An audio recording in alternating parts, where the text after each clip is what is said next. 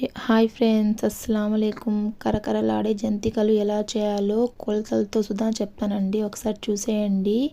ఇది వచ్చి rice flour అండి. ఒకప్పుడైతే ఇది ఆడించేవాళ్ళు, ఇప్పుడైతే సూపర్ మార్కెట్లో అవైలబుల్లో ఉందండి. 500 గ్రామ్స్ అయితే బియ్య పిండి తీసుకున్నాను, అలాగే శనగపిండి 250 గ్రామ్స్ తీసుకున్నానండి. ఇది పక్కా కొలత అండి. సేమ్ యాజ్ టీజ్గా నేను చెప్పే విధంగా చేసుకోండి, చాలా టేస్ట్గా వస్తాయి.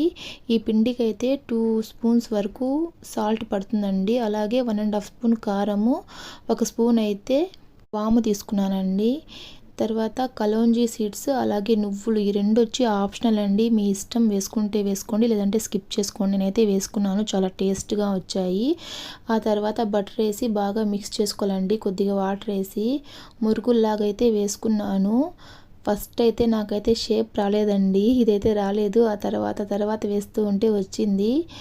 అలాగే ఒక్కొక్కటిగా నూనెలో వేసి వేయించుకున్నానండి. చాలా అంటే చాలా క్రిస్పీగా వచ్చిందండి. మా పిల్లలు, మా బావగారు, మా హస్బెండ్ అందరూ చాలా ఇష్టంగా తిన్నారు. మీరు ఖచ్చితంగా ట్రై చేయండి. ఇంత పర్ఫెక్ట్గా వస్తుందని నాకు కూడా తెలియదండి. Okay friends, please subscribe. Bye bye.